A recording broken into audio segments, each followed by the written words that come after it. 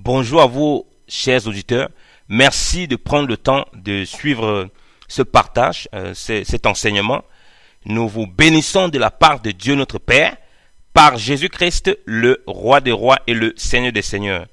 Nous voulons partager sur la question de la religion et pouvoir répondre avec l'Écriture selon que nous avons compris et selon le don de grâce que nous avons reçu. Nous pensons que la question est très importante et nous recevons aussi souvent des questions, à savoir qu'est-ce que la religion et quelle est la meilleure religion. Est-ce qu'il y a une meilleure religion? Est-ce que toutes les religions se valent? Avec quoi définit-on les paramètres de ce qui est religion? Ces questions sont les questions que nous avons beaucoup et aussi qui se posent dans la tête des hommes, les hommes naturels, des hommes qui vivent dans le monde. Et nous voulons essayer d'approcher la chose avec beaucoup de sagesse pour ne pas blesser les gens, pour ne pas choquer des personnes, parce que le but ce n'est pas de choquer les gens dans leurs convictions ou bien de faire croire qu'on est meilleur, on comprend mieux et que les autres sont dans l'erreur.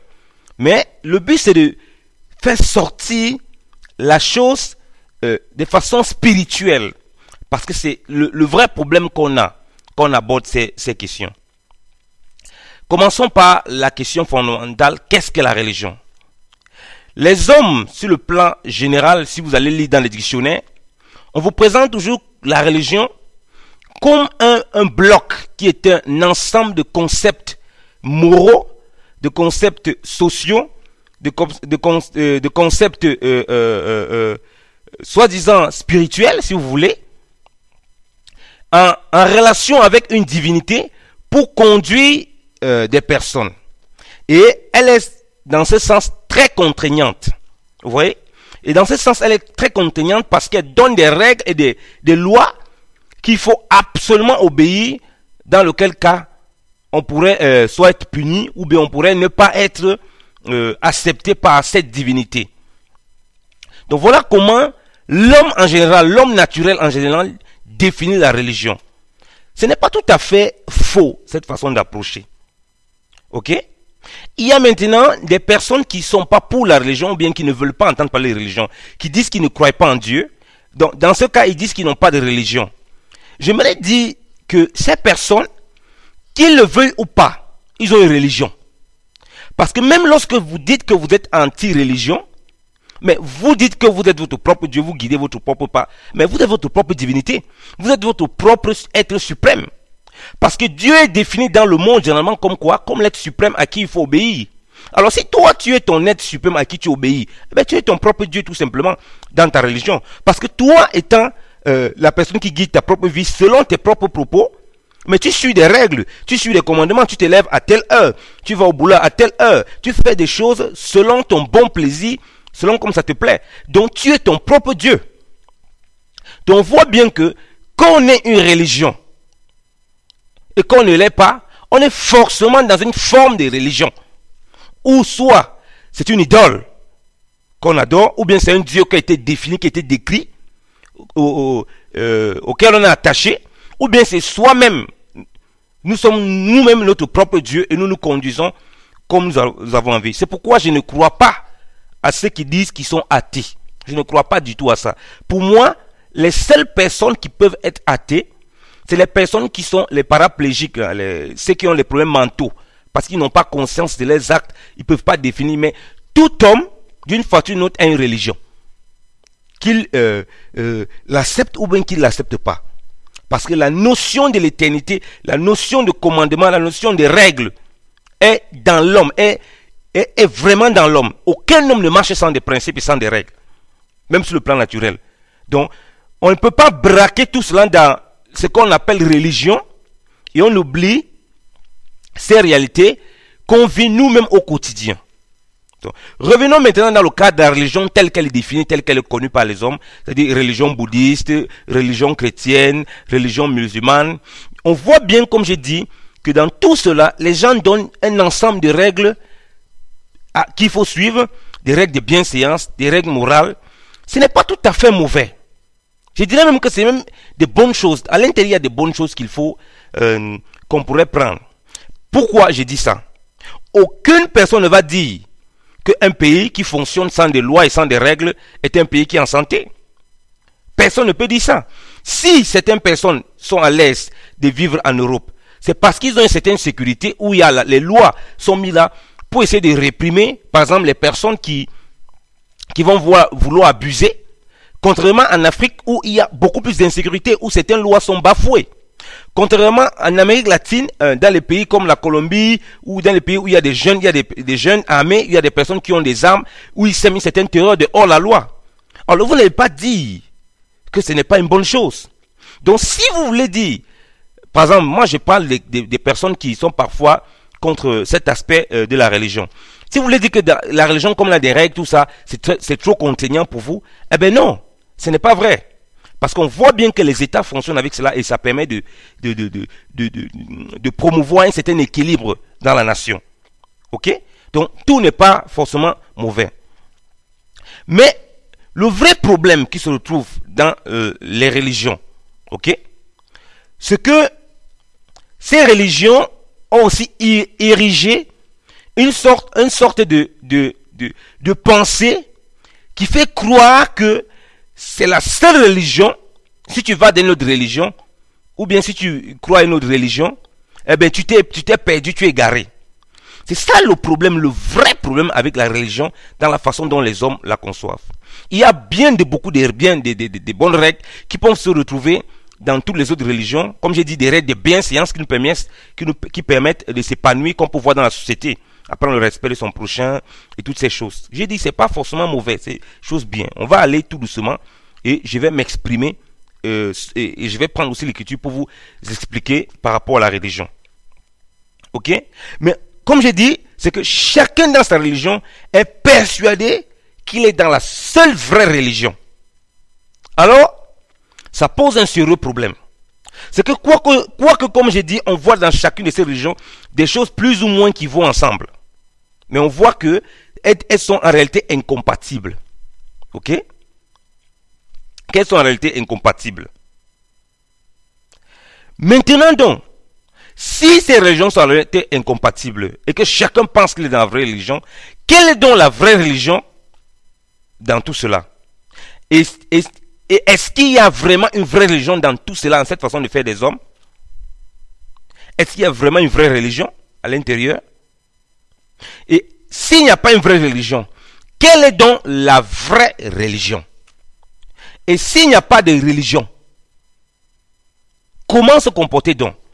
Et comme je dis, d'une façon ou d'une autre, on est dans une religion, qu'on le veuille ou pas. Qu'on appelle ça athéisme, qu'on appelle ça, c'est une forme de pensée dans laquelle on est régi par des règles et par un mode de fonctionnement. Tant qu'on est là-dedans, comme je dis toujours, tous ceux qui disent qu'ils sont anti-système sont eux-mêmes dans un système. Un anti-système, c'est un système. Donc nous ne sommes pas ici là pour être des anti-religions des hommes ou bien des pro-religions des hommes. Nous sommes là pour apporter la parole du Seigneur et nous comporter comme le Seigneur le dit. Nous croyons qu'il y a une religion pure et nous le verrons. Mais nous restons d'abord à l'aspect de la religion telle que les hommes la conçoivent pour voir les limites de ces religions. Comme j'ai dit, quelle est la meilleure? Parce qu'on voit bien des guerres à cause des religions des hommes. On voit des hommes qui se lèvent pour détruire. Si vous suivez l'histoire de l'Église, notamment à partir de l'Église catholique, lorsqu'on lit l'Écriture par exemple, avant que l'Église catholique ne naisse, vers l'an 325, avant cela, c'est les chrétiens dans la Bible qui sont persécutés, qui sont mis à mort, qui sont tués de façon très violente. Jusqu'au deuxième siècle, troisième siècle par là. Mais lorsque l'église catholique va naître, vers l'an 325, on a affaire ici à la première religion qu'on appelle religion chrétienne. Parce qu'avant ça, on n'appelle pas l'église la religion. C'était pas une religion connue par les hommes avec un nom. On voit bien que l'église catholique, pour s'imposer, a tué aussi énormément. Lorsque l'homme est rendu, lorsque c'est devenu une histoire de religion humaine qui est reconnue comme ça, avec des constitutions et des règles, tout ça, il y avait cet aspect aussi pervers et qu'on ne peut pas nier. On voit aussi que l'islam, pour s'imposer, Mahomet a fait des grandes guerres. Il a fait des grandes guerres pour imposer l'islam. On a tué énormément. Comme je dis, bien qu'il y ait des bonnes règles là-bas, des bienséances, tout ça, il y a un côté de ces religions qui fait en sorte que, en réalité, elles sont incompatibles. Elles sont incompatibles. Et derrière ça, comme je dis, il y a toujours les meurtres et des guéguerres. Parce que chacun pense que sa religion est bonne, comme il pense que sa religion est la seule vraie religion. Alors il va tuer les autres pour l'imposer. Ça veut dire que les commandements qui sont dans les religions, quoique certaines choses sont bonnes, ils sont bien à pratiquer. Voilà, par exemple, il faut respecter les aînés, respecter les parents. On enseigne ça peut-être à l'école, à l'éducation civique. Moi, quand j'étais à l'école primaire, je crois que c'était à l'école primaire ou au lycée, je me rappelle plus très bien. Ça fait beaucoup d'années de cela. C'est ce qu'on appelait l'éducation civique. On nous apprenait à nous comporter, ça c'est des choses qu'on a appris et qu'on sait manifester publiquement. Ok? Partout où on se trouve. Quelqu'un qui n'est pas là à l'école n'aura pas ces manières. On dit souvent que quelqu'un est mal éduqué ou bien il est mal élevé, tout ça, parce qu'il n'a pas reçu une certaine base d'éducation. Mais tout cela, comme je dis, reste au plan humain. Et comme je dis, l'effet pervers de ces choses, c'est que on est tellement convaincu que on est chacun dans la vérité qu'on va tuer les gens pour les imposer, comme l'islam a fait, comme le christianisme, qui naît en tant que religion à partir de l'an 325. Parce qu'avant ça, le christianisme n'est pas en tant que religion reconnue par l'État. Non, ça n'a jamais été le cas. Donc, les chrétiens pratiquaient certes une certaine religion dont on entrera en profondeur dans l'écriture, on verra cela, mais ça ne s'appelait pas religion chrétienne. Non, ça ne s'appelait pas religion chrétienne. Donc, les bouddhistes, les hindoustanis vont tuer aussi ceux qui quittent l'hindouisme. Si vous regardez les vidéos, vous voyez tous ceux qui abandonnent l'hindouisme. Que ce soit pour devenir bouddhiste, que ce soit pour devenir... Ils sont tués par leur famille, ils sont haïs, ils sont rejetés, ils sont vomis par leur famille. Donc il y a un effet pervers quand même sur la religion, dans la façon dont les hommes conçoivent la religion. Vous voyez des familles, vous voyez une maman, son fils quitte sa religion pour adhérer à une autre religion. Il devient fou, il rejette son enfant. Donc il y a un effet derrière qui n'est pas bon. Hormis l'aspect, comme je vous ai dit, certaines règles sociales et morales et tout ça qui peuvent être bien. Vous savez pourquoi donc ces religions-là ne parviennent pas, lorsque dans chaque religion, on est persuadé qu'on est tellement dans le vrai que lorsque quelqu'un quitte, on commence à avoir de l'animosité envers ces personnes, on commence à avoir un comportement bizarre. C'est bien parce que la religion là, ces religions restent tous au plan humain. Ça laisse l'homme au règne animal et végétal. Ça n'amène pas l'homme au règne spirituel. Je vous prends un exemple. Toutes ces religions prêchent, toutes ces religions enseignent que tu vas aimer ton prochain comme toi-même.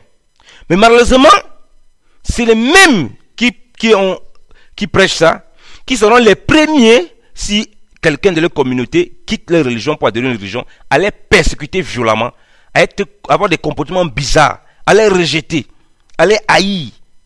Vous voyez comment quelqu'un fait du bien à une personne, mais lorsque la personne quitte sa religion, il ne fait plus du bien. Donc on comprend que aimez votre prochain, aimez-vous les uns les autres, que c'est impossible par la religion, dans la façon dont les hommes le font. C'est impossible.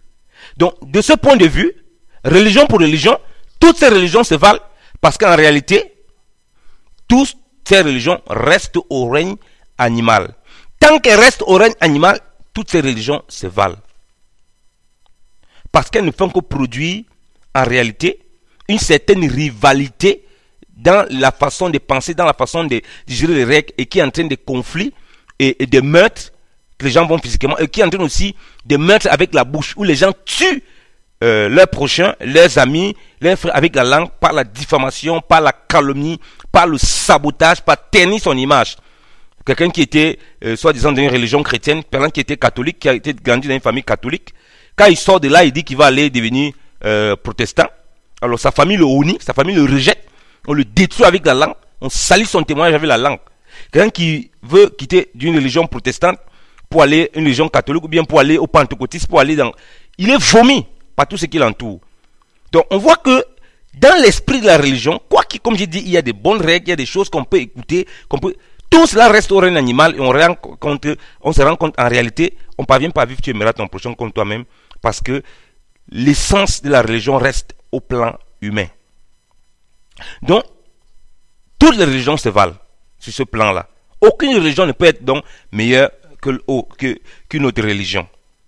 Maintenant, donc, si aucune religion ne peut être meilleure qu'une autre, je parle bien de la religion selon que les hommes la conçoivent. Hein. Selon qu'on la conçoit, on dit religion catholique, religion protestante, religion ceci, religion anabaptiste, les témoins de Jéhovah. Dans l'écriture, il n'existe aucune religion de ce genre-là. Il n'existe pas religion catholique, religion protestante, religion pentecôtiste. Il n'existe aucune dénomination dans les Écritures. Il n'en existe pas du tout. Ça ne veut pas dire que les gens ne peuvent pas avoir des points divergents. Il y a une religion dont la Bible parle, dont l'Écriture parle, qui est véritable, qui révèle le véritable Dieu. Et ça ne dépend pas si vous êtes adepte d'une religion soi-disant chrétienne qu'on appelle catholicisme, d'une religion chrétienne, soi-disant religion chrétienne qu'on appelle les témoins de Jéhovah, ou si vous ne faites pas partie des témoins de Jéhovah, de la tour de garde, avec leur tour de garde, qui n'est pas très différent du même système que l'église catholique avec une papauté, vous n'appartenez pas aux enfants de Dieu. Non. Si vous n'êtes pas pentecôtiste, vous n'appartenez pas aux fédérations pentecôtistes, vous n'êtes pas sauvé, ou bien vous n'êtes pas dans la religion. Non. Tout cela reste au plan humain.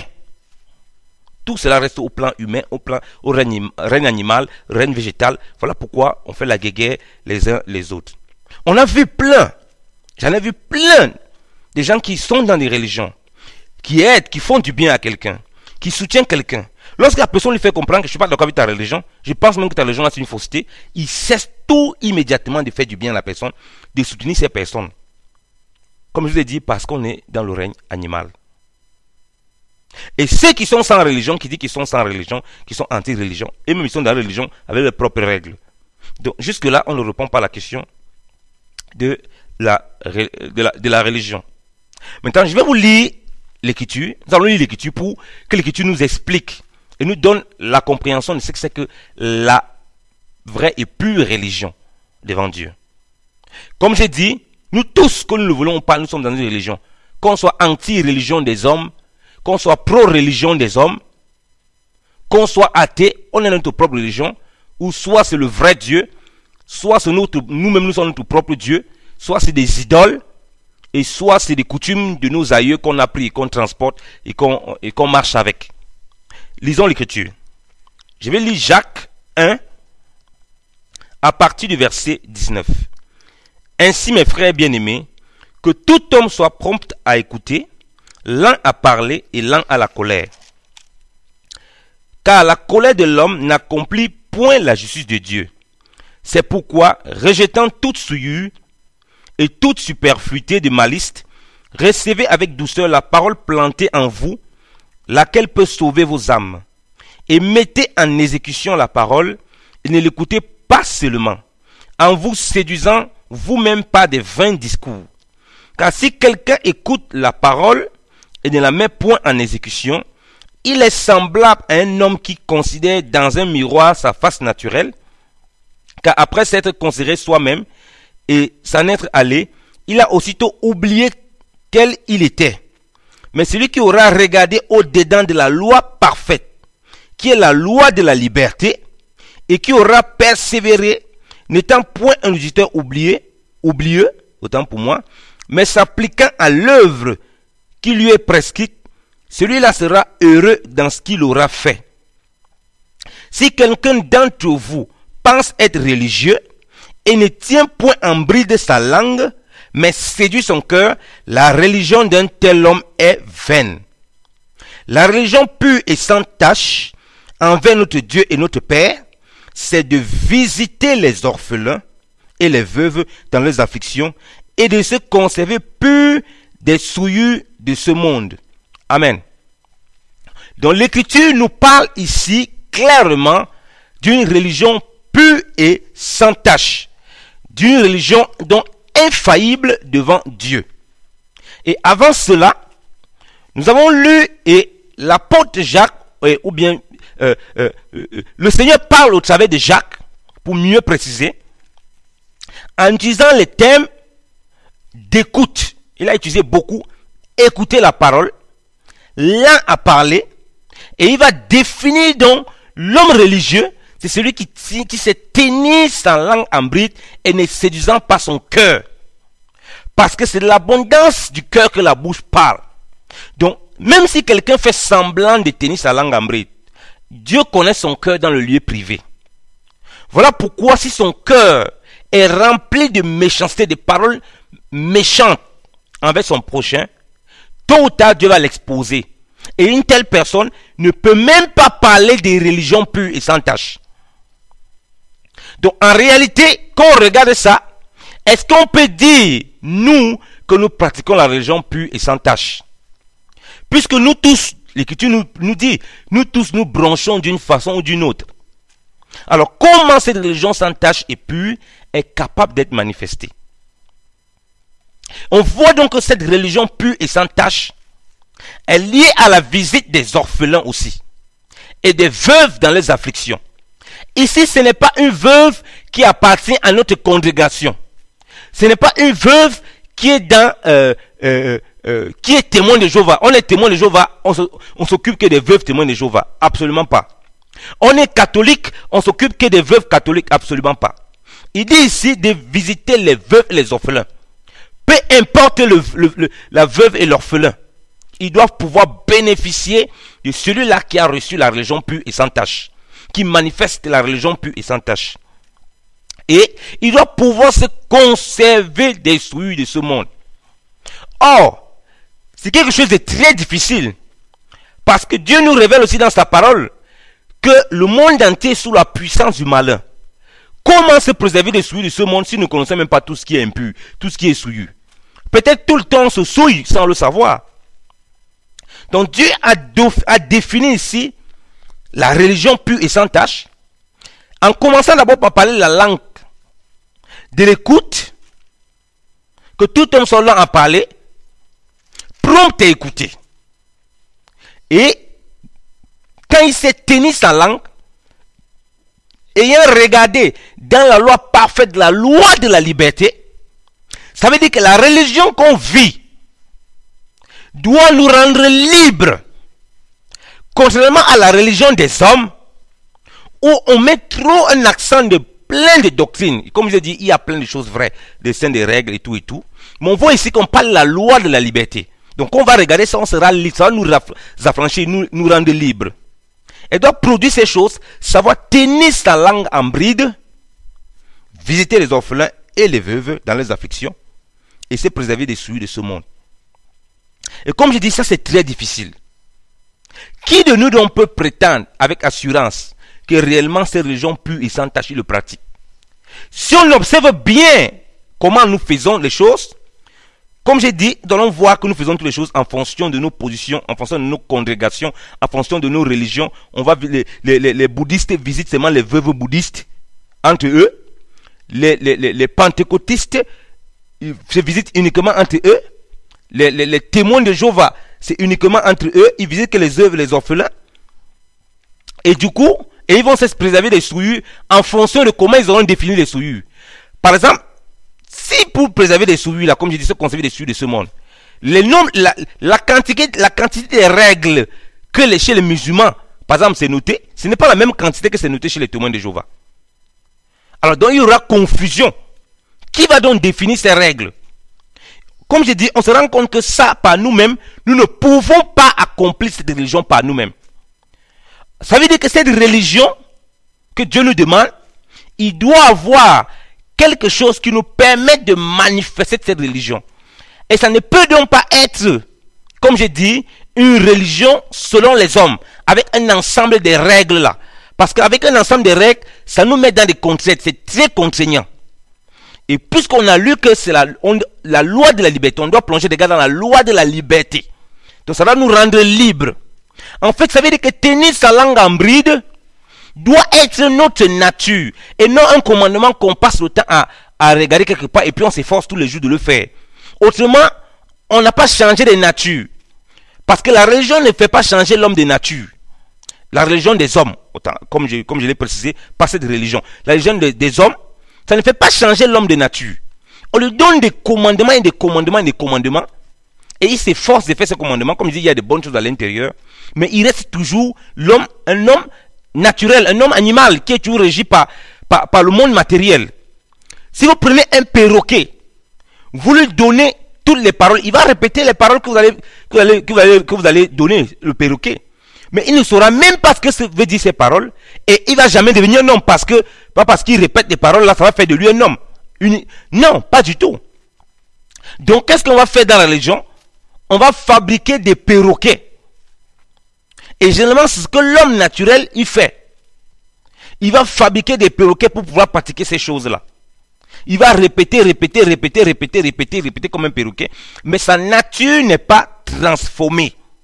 Voilà pourquoi la langue, un moment, va lâcher. Il va venir devant les gens, faire comme si il s'est tenu sa langue en bride. Mais par derrière, il va les saboter. Ou bien il va venir parler publiquement et montrer sa vraie nature. Mais de toute façon, Dieu connaît les cœurs, il sonde les cœurs et les reins, et il sait celui-là qui sait tenir sa langue en bride, celui qui ne sait pas tenir sa langue en bride. Parce que ces éléments, comme il a donné là, comme j'ai dit, c'est uniquement en lui que c'est possible. Voilà pourquoi il dit au verset 21, c'est pourquoi, rejetant toute souillure et toute superfluité de malice, recevez avec douceur la parole plantée en vous, laquelle peut sauver vos âmes. Amen. Donc, comprenez donc que pour que cette nouvelle religion-là se forme, il faut que la parole s'émet. Mais de quelle parole il s'agit alors? De quelle parole il s'agit? C'est très important. Il dit la parole s'émet en vous.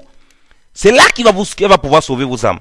Au fait, elle va pouvoir, le mot sauver va aussi délivrer vos âmes. Délivrer de quoi? De la conception de la façon dont le monde conçoit.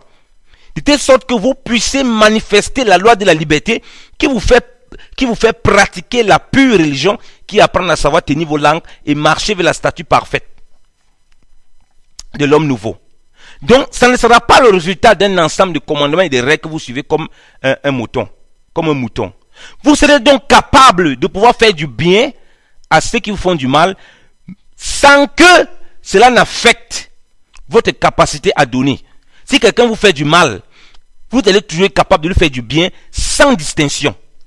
Si c'est un orphelin, que vous visitez un orphelin, l'orphelin vous dit après que vous êtes chrétien, vous êtes un sataniste, vous êtes du diable, c'est la fausse religion. Vous êtes capable toujours de lui faire du bien parce que vos actions ne vont pas dépendre de ce que les gens vous disent. Généralement dans le monde, les gens quand ils font du bien, ils font pour obtenir la gloire. Vous les appréciez. Regardez les footballeurs, regardez les gens, les stars, comment ils font des cadeaux, comment ils font des biens. Allez les critiquer. Vous voyez comment ils cessent tout vivre, ils ne peuvent pas. Parce qu'ils vont dire non, tu ne peux pas me critiquer, tu attends quelque chose de moi. Parce que ce n'est pas leur nature, ce n'est pas le résultat d'une nature. C'est le résultat d'un ensemble de règles, de commandements qui marchent, régis par la nature de l'homme animal, l'homme qui vit au niveau matériel, qui ne vit pas selon le règne spirituel. Et ces paroles donc sont exclusivement possibles uniquement par Jésus-Christ. Lisons un passage d'écriture. Lisons Jean 15. Je vais vous lire un passage d'écriture pour qu'on comprenne très bien que comme nous-mêmes ne pouvons pas l'appliquer, regardez comment Jésus a dit comment on peut l'appliquer. Le Seigneur va dire comment on peut l'appliquer. Il dit ceci, Jean 15, à partir du verset 1. Je suis le vrai cep et mon Père est le vigneron. Il retranche tout le sarment qui ne porte point de fruits en moi, et il le montre tout ce qui porte du fruit, afin qu'il porte plus de fruits. Vous êtes déjà nets par la parole que je vous ai enseignée. Demeurez en moi et moi en vous, comme le sarment ne peut point de lui-même porter du fruit, s'il ne demeure au cep, vous ne le pouvez point aussi, si vous ne demeurez en moi. Je suis le cep et vous êtes les sarments. Celui qui demeure en moi et moi en lui porte beaucoup de fruits, car hors de moi, vous ne pouvez rien produire. Amen. La religion des hommes dit, faites des bonnes actions et vous serez bons. Mais la religion pure et sans tâche qu'on vient de voir, comme j'ai dit, que parce que nous voyons nous-mêmes, nous connaissons nous les hommes, le nombre de fois que nous parlons, le nombre de fois que nous pouvons parler contre un prochain, le nombre de fois que nous ne savons pas, nos langues sont comme du feu, un venin pour détruire des gens. Nous savons nous-mêmes le nombre de fois les orphelins, les veuves que nous avons visités, c'était uniquement les personnes que nous on connaissait. Jamais on n'a pensé que ça peut être même quelqu'un qui n'est pas de notre famille, quelqu'un qui nous insulte même, jamais. Ok? Nous connaissons le nombre de fois où on a fermé la porte à quelqu'un qui nous a critiqué, il avait besoin de nous, on l'a fermé parce qu'on n'a pas supporté ses remarques. Maintenant, le Seigneur dit ici, Jésus dit carrément que de même que le sarment ne peut pas porter de fruits de lui-même. Donc ça veut dire que ça on ne peut pas porter de nous-mêmes. Il faut qu'il demeure dans le cep et le cep demeure en lui. Et c'est là où la parole de Jacques 1, 21 dit, de la parole qui a été sémée qui était sémée en nous peut sauver nos âmes. Ok? Cette parole pure qui va émaner de Jésus, du Seigneur Jésus, parce qu'on sera demeuré en lui. Pas dans une religion. Pas dans une religion soi-disant chrétienne, pas dans une religion soi-disant catholique, dans une religion soi-disant protestante, mais demeurer en Christ, dans sa parole. Cette parole maintenant va être sémée en nos cœurs, parce que lui-même est la parole de Dieu, la parole vivante, personnifiée. Donc, en demeurant en nous maintenant, cette parole va produire des fruits et faire ses actions. Ça va tenir sa langue en bride. Ce sera le résultat de la bonne semence qui est en Jésus-Christ, qui va nous être communiquée. Et nos actes ne seront pas donc la répétition d'un ensemble de règles, mais la condition de la nouvelle nature que nous allons acquérir par Jésus-Christ. Et maintenant, le Seigneur dit donc, différemment de ceux du monde, de ceux des religions du monde. Comme je dis dans les religions du monde, on dit faites des bonnes actions, vous serez bons. Mais celui lui dit, soyez bons et vous ferez des bonnes actions. On ne peut pas être bon de par nous-mêmes. On a vu, le sarment ne peut pas être bon de par lui-même, ne peut pas porter de fruits par lui-même. Donc ça veut dire que c'est le Seigneur qui doit se former en nous et puis que nous manifestons ces fruits. Et ces fruits donc vont être la résultante, comme j'ai dit, de la nature que nous sommes. Premièrement, notre langue.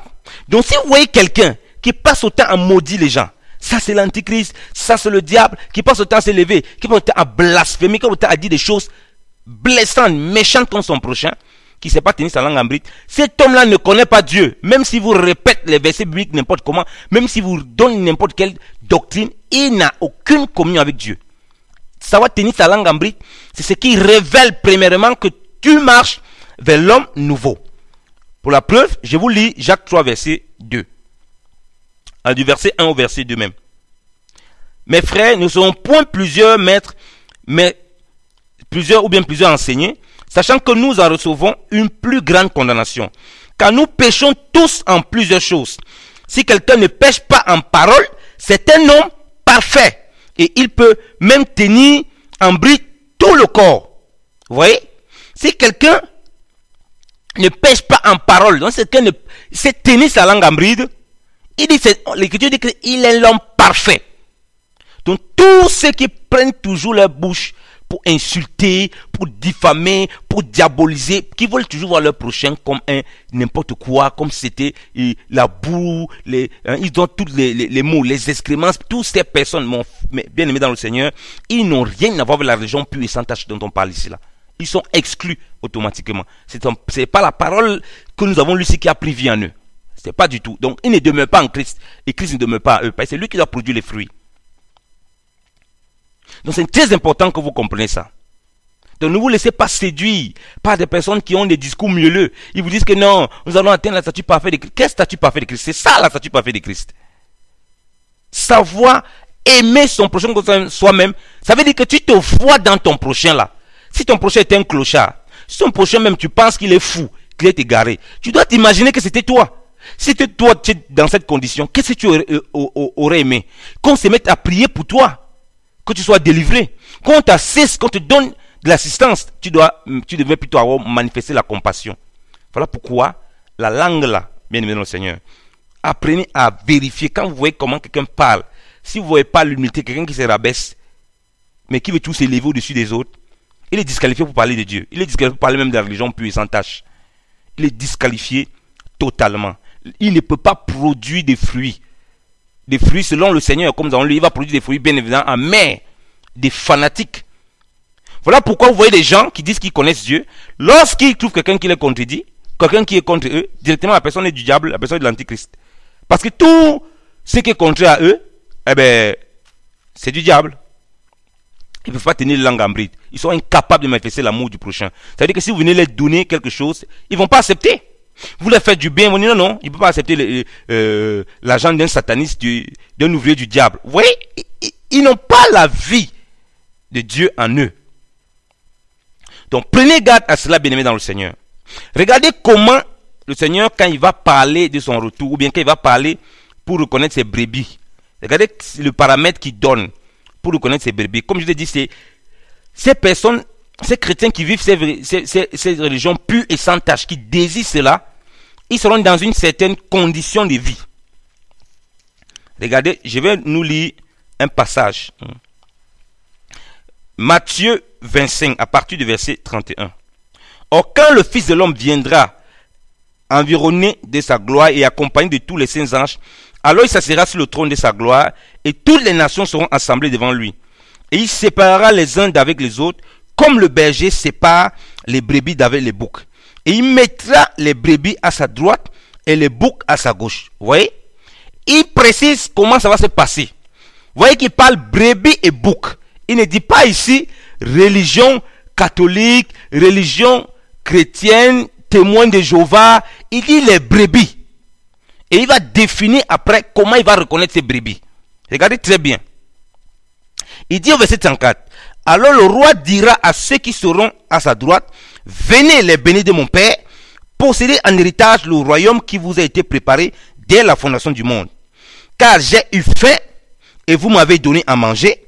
J'ai eu soif et vous m'avez donné à boire. J'étais étranger et vous m'avez recueilli. J'étais nu et vous m'avez vêtu. J'étais malade et vous m'avez visité. J'étais en prison et vous êtes venus vers moi. Voyez, et alors les justes lui diront, arrêtons-nous d'abord là. Voyez qu'il va dire ça à tous les justes. Donc même pas un seul juste. Il ne va pas dire, non, vous, telle catégorie, vous avez plutôt fait telle chose. Il va s'adresser à eux de façon générale. Donc ça veut dire que ce sera leur identité, totalement. À ces justes-là. À ceux-là qu'il a appelés justes, qu'il a appelés ses brebis. Donc ils vont produire des œuvres réelles. Donc là, ici, on voit bien que c'est la manifestation des œuvres que les brebis-là vont manifester. Ok?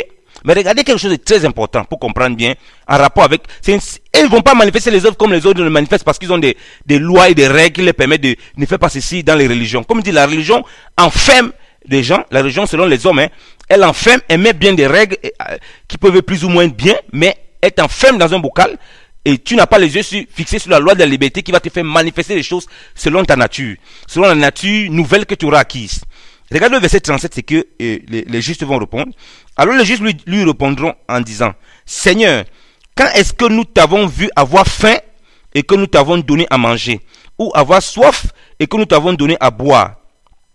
Et quand est-ce que nous t'avons vu étranger et que nous t'avons recueilli, ou nu et que nous t'avons vêtu?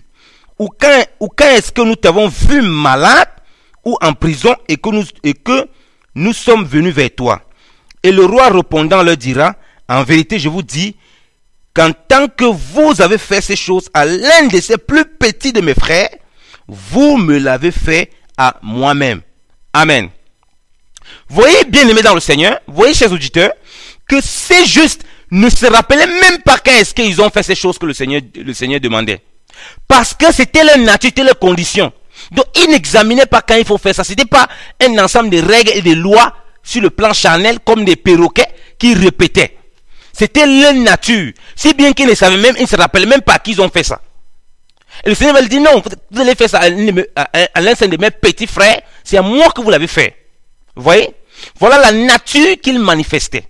C'était le résultat de leur communion avec le Seigneur et la nouvelle vie là a été manifestée. Comme il a dit, vous porterez du fruit si vous demeurez en moi et que moi je mets en vous. Contrairement aux boucs, regardez ce que les boucs vont dire. Je lis à partir du verset, il va dire aux boucs à partir du verset 41.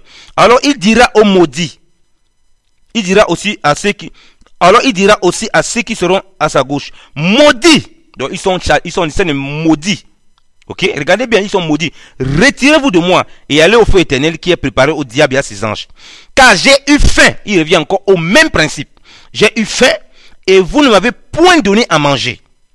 J'ai eu soif et vous ne m'avez point donné à boire. J'étais étranger et vous ne m'avez point recueilli. J'ai été nu et vous ne m'avez point vêtu. j'ai été malade et en prison et vous ne m'avez point visité. Alors ceux-là aussi lui répondront, ils vont aussi lui répondre en disant, Seigneur, quand est-ce que nous ne t'avons pas vu avoir faim, que nous t'avons vu avoir faim, ou avoir soif, ou être étranger, ou nu, ou malade, ou en prison, et que nous t'avons point secouru? Alors il leur répondra en disant, en vérité, je vous dis que parce que vous n'avez point fait ces choses à l'un de ces plus petits, vous me l'avez fait, vous me l'avez point fait aussi. Vous voyez? Parce que vous n'avez pas fait ça à ces petits-là, c'est aussi à moi que vous n'avez pas fait.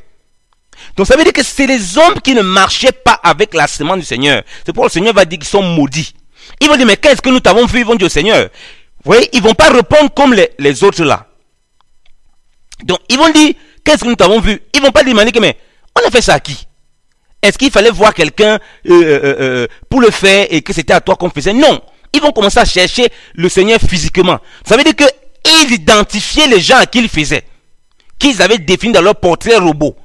Et à cause de leur portrait robot, ils laissaient des personnes qui avaient besoin réellement. Et ils ne pouvaient même pas faire ça à ces personnes parce qu'ils n'avaient pas la sémence, la nature du Seigneur pour faire comme les justes selon la nature nouvelle qu'ils avaient reçue. Donc, ils vivaient par la recherche matérielle. Voilà pourquoi l'évangile, un évangile qui vous pousse toujours à regarder les choses de façon matérielle, va vous égarer. Un évangile qui vous enferme dans votre secte, qui vous enferme dans votre soi-disant église, vous faites du bien entre vous, vous vous caressez entre vous, vous vous appelez entre vous, vous vous exhortez entre vous, vous ne pensez pas aux autres, ça vient du serpent ancien.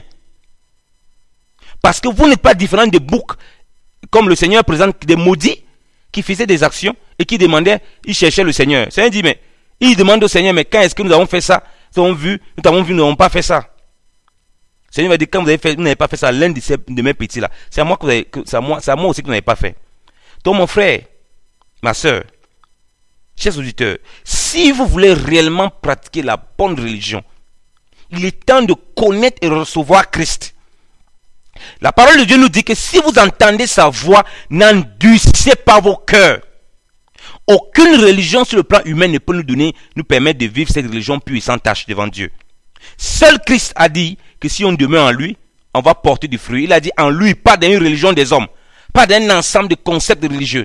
Dans sa parole, à croire ce qu'il a dit, qu'il est capable de faire, qu'il a fait à la croix, qu'il est capable de faire en nous, pour que nous puissions être des véritables religieux au sens spirituel, tel que l'Écriture dit, ça va tenir le langue en bride. Nous marchons dans ce perfectionnement pour pouvoir nous occuper des veuves, des orphelins, des personnes là qui ont faim, des personnes là qui ont besoin de manger, de telle sorte que nous ne sommes pas, partials, donc nous sommes impartials. Nous ne faisons pas comme dans un club. Le Seigneur dit que si nous faisons du bien, dans Luc 6, si nous faisons du bien uniquement à ceux qui nous font du bien, quel grain nous saura-t-on? À quoi ça nous profitons? Que les gens de mauvaise vie le font aussi. Donc, les boucs et les maudits ici, ils sont comme les gens de mauvaise vie qui se font du bien entre eux. C'est comme ça que la religion des hommes se passe. C'est pourquoi lorsque vous quittez une religion, maintenant vous êtes vu comme l'ennemi à abattre. Donc, écoutez la parole du Seigneur. Recevez la parole de vie qui a le pouvoir, comme Jacques l'a dit, de sauver vos âmes, de délivrer vos âmes de la captivité, de la pensée, du monde, du règne animal, du règne végétal, de la nature charnelle, du règne matériel, pour être des hommes spirituels, afin de pratiquer la bonne religion en toutes choses, la religion pure et sans tache devant notre Dieu. Par Jésus-Christ, en Jésus-Christ et pour Jésus-Christ. Et c'est seul en Jésus-Christ que vous pouvez vivre ces choses-là, tel qu'il a dit dans Jean 15. Croyez à l'évangile, qui a le pouvoir de sauver vos âmes. Repentez-vous et préparez les voies du Seigneur. Aplanissez les sentiers du grand roi. Jésus revient bientôt. Il revient prendre ces brebis-là qui pratiquent la bonne et pure religion sans tache devant Dieu notre Père. Que le Seigneur vous bénisse abondamment. Croyez à l'évangile pour le salut de vos âmes. Au nom puissant de Jésus-Christ. Amen.